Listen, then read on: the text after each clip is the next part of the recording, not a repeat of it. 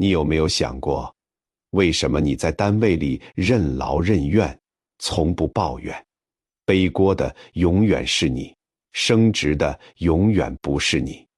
你有没有想过，你掏心掏肺对待的那个朋友，其实只是把你当成了随时可以提款的 ATM 机和专属垃圾桶？你有没有想过，你苦口婆心地跟团队讲道理、谈感情，换来的却是下属私下议论你软弱好欺负？深夜里，你有没有对着天花板问过自己，我明明是个好人，这个世界凭什么要这样毒打我？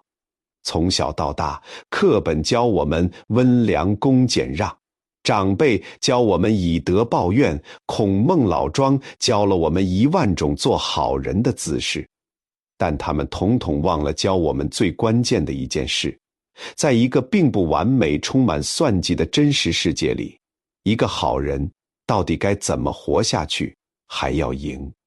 今天我们就来聊这本书，它在中国历史上极其特殊，极其冷酷，被帝王将相们偷偷压在枕头底下，当成内部保密教材，绝口不对外人提起。它叫《韩非子》。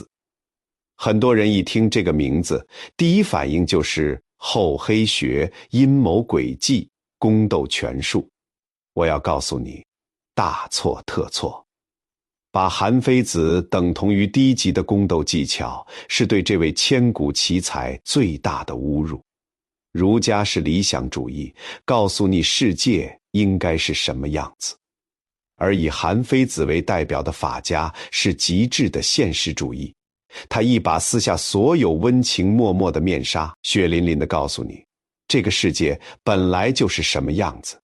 他不给你灌任何一滴心灵鸡汤，他不相信虚无缥缈的道德自觉，他只信一样东西人性的底层逻辑。趋利避害，接下来我将带你做一次深度的认知重塑。我们会从韩非子极其硬核的人性论出发，深度拆解他留给后世管理者的3大终极杀器：法、术、势。这不是一期轻松的视频，这是一次对人性底线的深渊试探。如果你觉得内心还不够强大，如果你还想在这个世界上保留哪怕一丝童话般的幻想，现在退出还来得及。但如果你想看清职场、社交、亲密关系背后那套冷冰冰却极其有效的运转逻辑，如果你不想再做那个被人卖了还帮着数钱的老实人，那就给我一个一键3连。拿好你的笔记本，我们正式发车。在讲那套冷酷的理论之前，我们必须先认识韩非这个人。只有懂了他经历过什么，你才能明白他为什么会写出那么狠的文字。韩非出生于战国末期的韩国，大家注意，他不是普通人，他是正儿八经的韩国宗室公子，是个妥妥的超级富二代。按理说这种出身，每天喝喝酒，听听曲，一辈子也就安稳过去了。但老天爷跟他开了一个极其残忍的玩笑。韩非这位中国历史上最顶级的逻辑大师，居然是个结巴。史书上记载，他为人口吃，不能道说，而善著书。你可以想象那个画面，在纵横家满地走，靠嘴皮子就能当宰相的战国时代，苏秦、张仪们在大殿上口若悬河，而我们的韩非公子满腹经纶，却连一句完整的话都说不出来。他眼睁睁看着自己的祖国韩国，在7国之中最为弱小，天天被秦国按在地上摩擦，国君却依然宠信一帮只会溜须拍马的废物。他想进谏，但他结巴，他说不过那些奸臣，说不出来，那就不说。上帝封死了他演讲的嘴，却为他打开了写作的上帝视角。所有的愤怒、不甘、清醒和克制，全部化作了刀锋一样锐利的文字。韩非的文笔没有废话，直击要害，就像一把冰冷的手术刀，精准切开当时社会的毒瘤。为了寻找救国之道，韩非离开韩国去齐国留学，拜在了当时被尊为天下学宗的荀子门下。这里有一个极具戏剧性的冲突。大家都知道荀子是儒家最后一位大师，但荀子和孟子不一样。孟子说人之初性本善，而荀子提出了著名的性恶论，认为人的本性就是贪图利益，嫉妒他人，必须靠后天的礼仪来教化。韩非坐在讲台下，听着老师讲课，大脑却在飞速运转。他青出于蓝而胜于蓝，直接把老师的理论推向了极致。老师，既然人性本来就是自私的，那靠教育、靠道德能管得住吗？管不住的。面对猛兽，你跟他讲道理有用吗？没用，你得用鞭子，得用牢笼。就这样，一个儒家大师的课堂里，诞生了法家思想的集大成者。顺便提一句，当时和韩非坐在同一间教室里听课的，还有一个同学。这个人天赋不如韩非，但野心极大。后来他去了秦国，成为了千古名相，他叫李斯。大家记住这个人，他将是韩非生命中挥之不去的梦魇。学成归国后，韩非把心血写成孤愤无梗文章，递交给韩王。结果韩王根本看不懂，也懒得看，但命运的齿轮在千里之外的秦国转动了。年轻的秦王嬴政偶然读到了韩非的文章，史书记载，他看完之后激动地拍案而起，仰天长叹，嗟乎，寡人得见此人，与之游，死不恨矣。我要是能见这个作者一面，跟他交个朋友，死都值了。什么叫顶级大 V？ 这就叫顶级大 V， 直接让千古一帝变成了头号迷弟。为了得到韩非，秦王嬴政毫不讲理，直接发兵攻打韩国。韩王吓破了胆，赶紧把韩非打包送到秦国。此时的韩非终于站在了当时世界上最强大的帝王面前，他的理论终于有了施展的舞台。但是悲剧往往在最高潮的时候降临。还记得那个同学李斯吗？李斯此时已经是秦国的高官，他太了解韩非的才华了。他很清楚，只要韩非在秦国丞相的位子，就永远轮不到自己。于是深谙政治斗争的李斯利用韩非是韩国宗室的身份，在秦王面前疯狂进谗言。韩非终究是韩国人，他现在帮我们，以后必定会反水，不如杀掉。秦王犹豫了，把韩非投进了监狱。就在秦王还在纠结要不要放人的时候，李斯动作极快，直接派人给韩非送去了一杯毒药。一代思想巨星就这样死在了自己同学的阴谋之下。讲到这里，充满了极其强烈的讽刺意味。韩非，这个把人性里的阴暗面看透到骨子里的人，这个发明了无数防范臣下、保全自身方法的权谋祖师爷，最后却偏偏死于别人的阴谋，死于人性的算计之中。他看透了整个世界，却唯独没有算准自己同学的嫉妒心。这是韩非的个人悲剧，却也用他的鲜血为自己写下的法家理论做了一个最残酷、最真实的背书。永远永远不要去考验人性。那么韩非子究竟在书里写了什么，能让秦始皇为之疯狂，又让李斯恐惧到必须杀人灭口呢？这就不得不提到韩非子全书的基石，一套极其露骨、撕裂伪善的人性论。如果要用4个字概括韩非子的底层逻辑，那就是趋利避害。在韩非子眼里，儒家天天挂在嘴边的仁义道德，全都是糊弄人的虚假繁荣。他认为人与人之间的交往，本质上就是一场利益交换。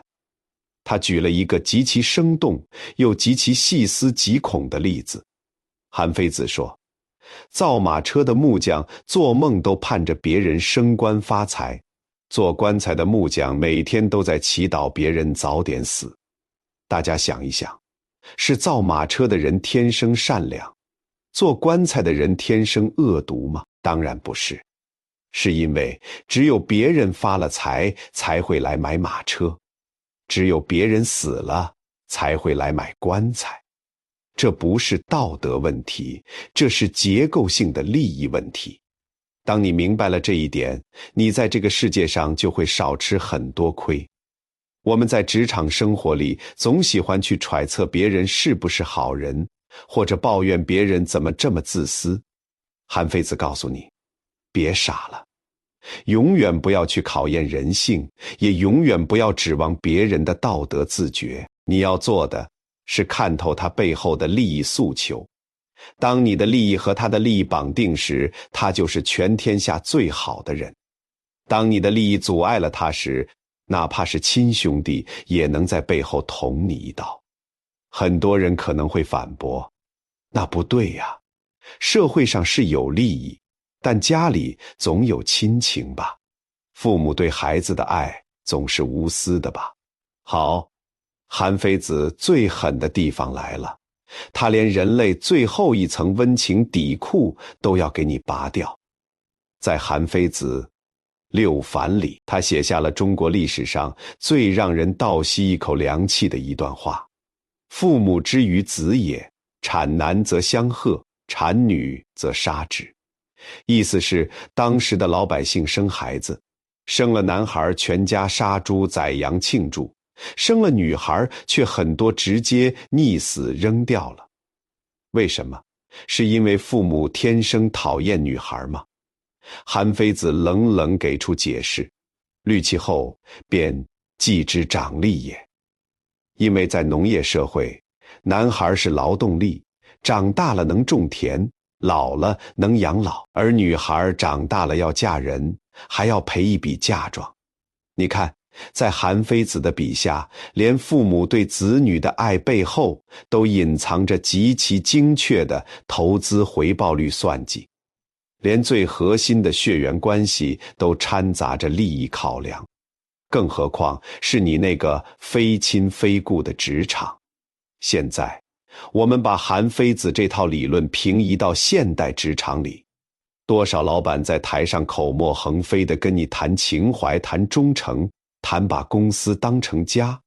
如果韩非子坐在台下，他一定会冷笑一声，然后直接掀桌子。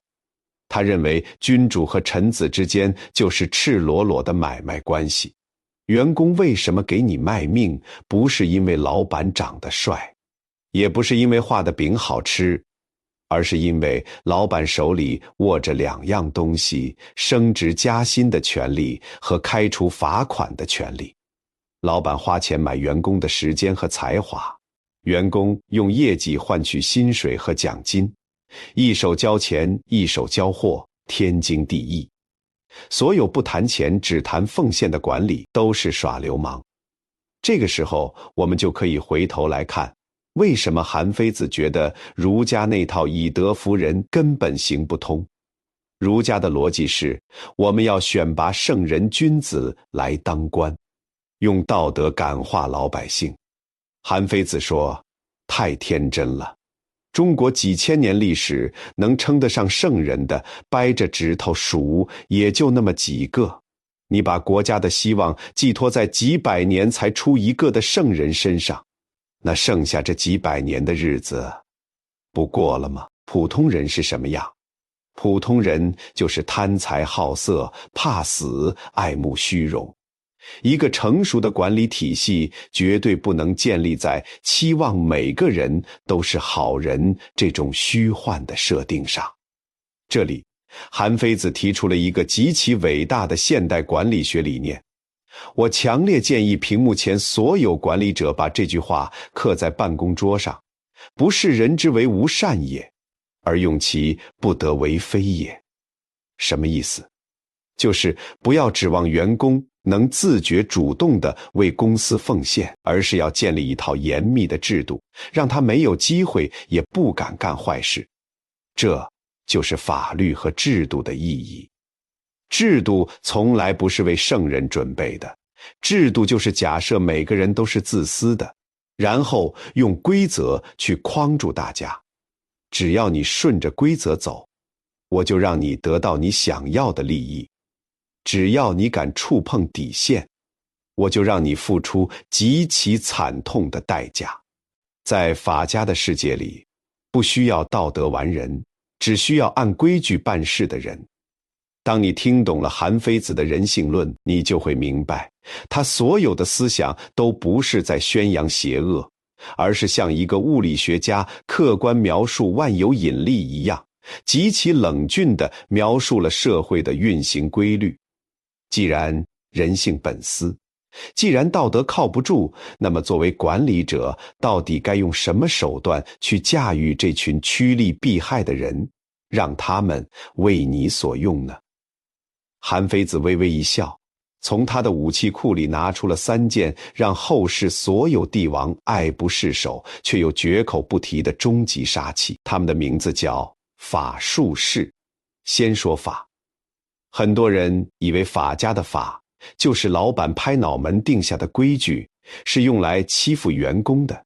错，韩非子对法的定义极其清晰，原文只有13个字：编著之图籍，设之于官府，而布之于百姓者也。翻译成现代化，就是写在纸上，盖上公章，并且要全员公开、广而告之的游戏规则。大家注意，这里的核心词是公开。在韩非子看来，一个糟糕的组织最大的特点就是规则模糊，老板的心思靠猜，晋升的标准靠混，出了问题全靠推。这种组织一定会滋生大量马屁精和内耗，而真正顶级的管理是不需要猜的。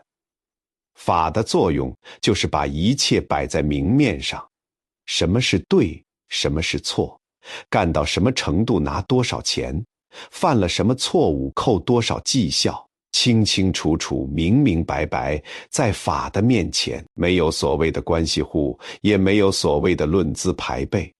你只要达标了，哪怕老板再讨厌你，也得捏着鼻子给你发奖金。你只要违规了，哪怕是老板的小舅子，也得立刻卷铺盖走人。为了证明法的绝对威权，韩非子极其推崇法家前辈商鞅。大家小时候都学过商鞅洗木立信的故事。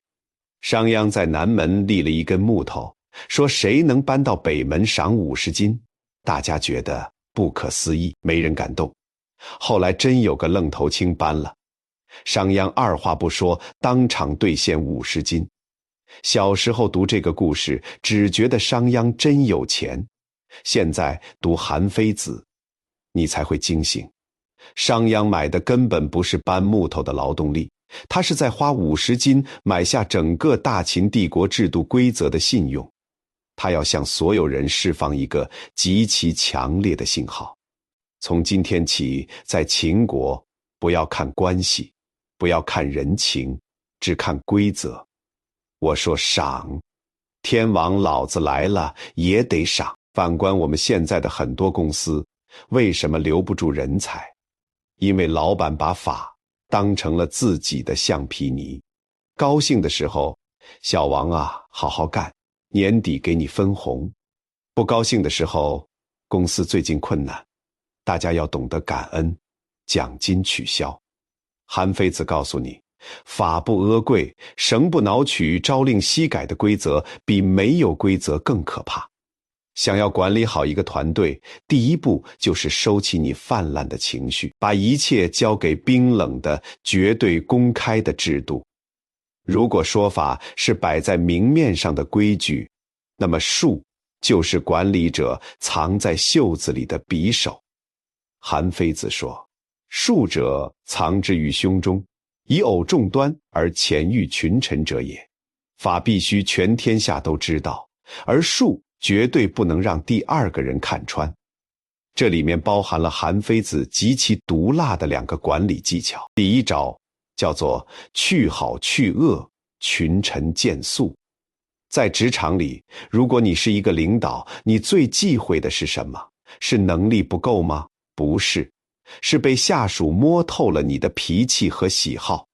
韩非子说，君见其所恶，则群臣逆端；君见其所好，则群臣污能。老板如果明面上表现出喜欢听好话，整个公司就会变成夸夸群，真话一句也听不到。老板如果表现出喜欢员工加班，那所有人到了下班时间都会坐在工位上疯狂摸鱼，表演奋斗。所以韩非子给管理者的建议是4个字：喜怒不形于色。真正的顶级猎手永远是沉默的，你不表态，下面的人就摸不准脉，他们只能老老实实按照法去办事，而不敢对你进行向上管理。这就是术的核心，保持神秘感，也就是保持控制力。讲完了隐藏偏好，我们再看第2招，叫做形名参同。这是韩非子的一大发明，也是2000年前的绩效考核指南。什么是名？就是你的岗位职责，或者说你吹的牛。什么是形？就是你实际干出来的结果。管理者不需要天天盯着员工干活，只需要做一件事，拿着名去对照形，说的跟做的一样，赏做不到，罚。但韩非子讲了一个极其变态却又让人拍案叫绝的故事：典医与典官。从前有个国君叫韩昭侯，有一次他喝醉了，睡在榻上。当时负责管帽子的侍卫看到主君冷，就自作主张拿了一件衣服盖在了韩昭侯身上。韩昭侯醒来后觉得很暖和，问谁给我盖的衣服，左右回答是管帽子的侍卫。大家猜猜结局，如果是心灵鸡汤，老板肯定大受感动，提拔了这个侍卫。但在法家的世界里，韩昭侯勃然大怒，当场重罚了2个人。一个是管衣服的侍卫，因为他失职了，国君冷了他都没发现；另一个就是那个好心盖衣服的管帽子侍卫，因为他越权了。韩非子在这里留下了一句振聋发聩的名言：非不恶寒也，以为清官之害大于寒。我不怕冷吗？我怕冷，但是员工越权行事，破坏规则所带来的危害，远远大于我挨冻受寒。大家把这个故事带入到现代企业里，有多少内耗是因为职责不清、互相插手导致的？产品经理去教程序员写代码，销售总监去干预 HR 招人，美其名曰大家都是为了公司好，实际上是在摧毁整个组织的边界感。韩非子的术告诉你，不在其位，不谋其政。干不好分内的事要罚，干了分外的事也要罚，这就是极致的管理之术。最后我们来聊聊事，有了规矩，有了手段，是不是就天下无敌了？韩非子冷笑一声，如果你是个光杆司令，你的规矩和手段连个屁都不如势，就是权力、威望、地位的势能。为了解释什么是势，韩非子用了一个最绝妙的比喻，请大家牢记。他说，飞龙为什么能上天入地？因为有云彩拖着它。猛虎为什么能在草丛里穿梭？因为有雾气掩护它。如果有一天云散了，雾散了，那条高高在上的飞龙失去了势的依托，其实就跟地里的一条大蚯蚓没有任何区别。再厉害的 CEO， 一旦被剥夺了签字权和人事权，他在公司里连个保洁阿姨都指挥不动。这不是因为他能力变弱了，而是因为他的势没了。韩非子再进一步抛出了著名的虎狗之喻。老虎为什么能吃狗？因为老虎有锋利的爪牙。如果老虎把爪牙借给狗去用，那么老虎立刻就会被狗吃掉。对于一个领导者来说，什么是你的爪牙？记住，只有2样东西，赏与罚。这就是核心权力，也就是势的具象化体现。在职场中，很多老板喜欢当甩手掌柜，把人事权和财权全部下放给所谓的心腹。韩非子如果在世，绝对会劝诫他，你这就是在把爪牙借给狗。当你的下属发现，决定他们命运的不再是你这个老板，而是那个掌握实权的副总时，你的公司其实已经易主了。总有一天，那个副总会带着整个团队把你架空，也就是狗吃老虎。所以韩非子严厉警告所有上位者，事不可假人。你可以授权让他们去做事，但生杀大权、赏罚的核心必须死死攥在自己手里。讲到这里，我们可以为韩非子这套硬核方法论做一个总结了。如果把一个公司、一个国家比作一辆汽车，势是这辆车的发动机，没有权力，一切都是空谈，车根本发动不起来。法是这辆车的方向盘和底盘，它保证了车子在公开透明的轨道上平稳运行，不至于翻车。术则是驾驶员的车技，它决定了你如何在复杂的路况中踩油门、踩刹车，避开路上的暗坑，驾驭这辆战车，三者缺一不可，有法无术。领导会被下属蒙骗，有术无法，组织会陷入无尽的内斗和厚黑学。有法有术，但无事，你就是一个满腹经纶却说话没人听的倒霉蛋儿。只有将法术是完美结合，你才能在一个由自私的人性构成的世界里建立起最坚不可摧的秩序。讲完了理论，我们来看看韩非子这位战国顶流段子手是怎么用寓言故事进行降维打击的。第一个故事大家一定都听说过，叫守株待兔。一个宋国农民在地里干活，偶然看到一只兔子撞死在树桩上，于是他连地都不种了，天天守在树桩旁边，希望能再捡到死兔子。结果被天下人耻笑。小时候老师教我们，这个故事告诉我们，做人不能心存侥幸，不能不劳而获。听起来很正能量，很道德，对吧？但韩非子如果在天有灵，一定会翻个大白眼儿。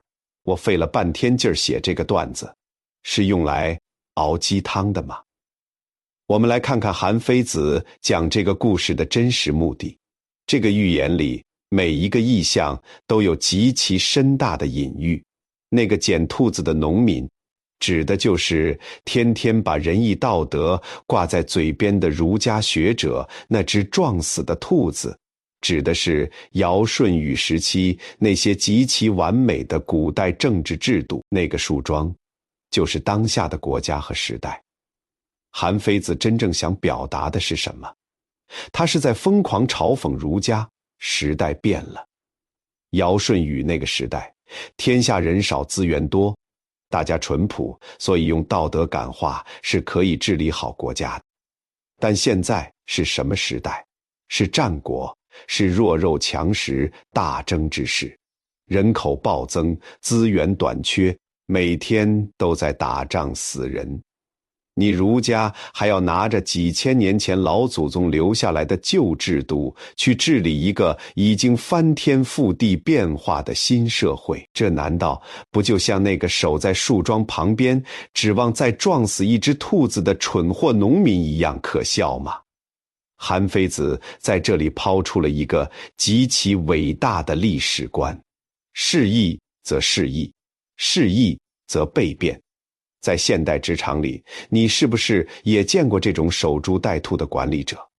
他们抱着10年前的成功经验不放，天天喊着以前我们都是怎么干的，完全无视现在的市场环境和年轻人早就变了。韩非子2000年前就骂醒了这帮人，用先王之政治当世之民，皆守株之类也。第二个故事杀伤力更大，叫滥充数。齐宣王喜欢听人吹哏，而且喜欢听大合唱，必须300人一起吹。南郭先生根本不会吹，但他混进了乐队里，跟着大家一起摇头晃脑，居然也拿到了高薪。后来齐宣王死了，齐孔王继位。齐孔王也喜欢听吹孔，但他有个癖好，喜欢听独奏，要求300个人一个一个吹给他听。南郭先生一看要单考，吓得连夜跑路了。传统教育告诉我们，这讽刺了那些没有真才实学混入队伍里充数的人，打铁还需自身硬。但如果你戴上韩非子的法术眼镜再来看这个故事，你会发现，这根本不是一个关于个人品德的故事，而是一个极其经典的组织架构与绩效考核案例。韩非子根本不想批评南郭先生，他要批评的是齐宣王和他的管理制度。大家想一想，南郭先生为什么能混进国家级大剧院，而且一混就是好几年，拿了无数高薪？因为齐宣王的制度有极其严重的漏洞。第一，没有法，300人的大乐队招人全靠拍脑袋，没有考核，没有审调，这才让南郭先生钻了空子。第二，没有数，齐宣王喜欢大合唱，吃的是大锅饭。在吃大锅饭的组织里，滥竣充数绝对不是偶然现象，而是必然规律。只要没有精准的个人考核，人性的趋利避害一定会让团队里滋生出无数个混日子的南郭先生。那齐抗王为什么能把南郭先生吓跑？因为齐闢王用了一个极其厉害的管理之术，还记得我们前面讲过的那个词吗？对，就是刑名参同。你想拿这份工资，可以，你单独给我吹一曲，看看你的真实水平。结果导向，精准到人。这把隐秘的考核之术一亮出来，南郭先生立马原形毕露。大家把这个故事带入到前几年的互联网大厂，是不是瞬间就懂了？前几年行业红利期，公司疯狂扩张，不管什么部门都在招人，大家一起做 PPT， 一起吃大锅饭。现在大环境变了，老板要求降本增效，要求每一个业务线必须有独立产出，甚至实行末尾淘汰。结果怎么样？大批南郭先生现了原形，只能跑路。巴菲特有一句名言，只有退潮的时候，你才知道谁在裸泳。而韩非子早在2000年前就用文言文把这个道理讲透了。没有严密的法和术，你的公司就是齐宣王的草台班子，养的必定全是南郭先生。看完了韩非子的预言，你是不是觉得后背一阵发凉？但同时又有一种看透事物本质的痛快感。他不是在讲睡前故事，他是在用一个个极具杀伤力的段子，给历代帝王和当今的老板们上着最硬核的组织管理课。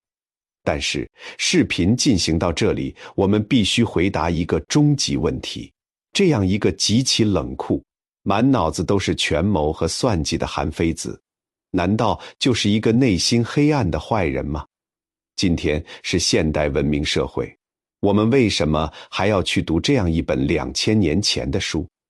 接下来的最后一部分，我们将跳出具体的法术式，站在历史的巅峰，带你重新认识一个充满悲剧色彩却又极其伟大真实的韩非子。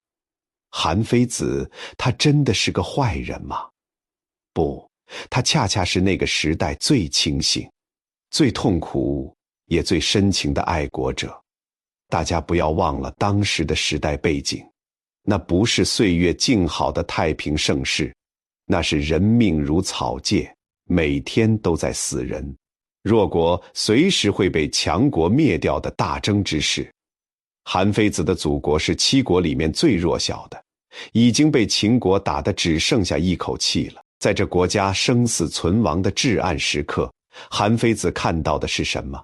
是君主还在听信谗言，是奸臣还在中饱私囊，是儒生们还在天天高谈阔论那些根本救不了国的仁义道德。这就好比你的母亲得了晚期癌症，周围的庸医却还在给她开几块钱一副的草药。韩非子急呀，他结巴说不出话，他只能用最锋利的笔写下最猛、最苦甚至带毒的药方。他把人性往最坏的地方想，把制度往最绝的地方设计，不是因为他天生残忍，而是因为他别无选择。他只能用这种极致的理智和冷酷，试图去唤醒那个昏庸的君王，试图为自己的国家在这个弱肉强食的丛林世界里拼出最后一条血路。他不是不懂温情，他只是把所有的温情都藏在了那句绝望的感叹里：治术之事必远见而明察，能法之事必强毅而尽之。最终，这个写下孤愤的男人，为了保护他的祖国，出使秦国，惨死在了异乡冰冷的监狱里。他是一个真正的悲剧英雄。那么，在2000年后的今天，我们为什么依然需要韩非子？因为时代变了，但人性的底层逻辑从来没有变过。我们读韩非子，不是为了让你去学怎么当暴君，不是为了让你去欺压同事，不是为了让你去压榨下属。我们读韩非子是为了防身。当你明白了人性趋利避害，你就不会因为朋友的背叛而痛不欲生，因为你懂得了利益的聚散。当你明白了法，你就知道在进入一家公司之前，先看它的规则透不透明，而不是听老板画饼。当你明白了术，你就懂得在职场中保持适当的沉默，不越权，不炫耀，保护好自己的边界。当你明白了事，你就会拼命提升自己的核心不可替代性，把主动权死死握在自己手里。韩非子就像一套人类社会的底层源代码，当你读懂了它，你再看这个世界，就会有一种强烈的降维打击感。那些原本让你困惑的职场甩锅、利益纠纷、人情冷暖，在你眼里都会变成一行行清晰的代码，你将不再迷茫，不再内耗。最后，我想送给屏幕前所有朋友一句话，作为这期视频的收尾。这也是我读完诸子百家之后得出的成年人最顶级的生存哲学，读儒家。让我们知道这个世界应该是什么样子。读法家，让我们看清这个世界实际是什么样子。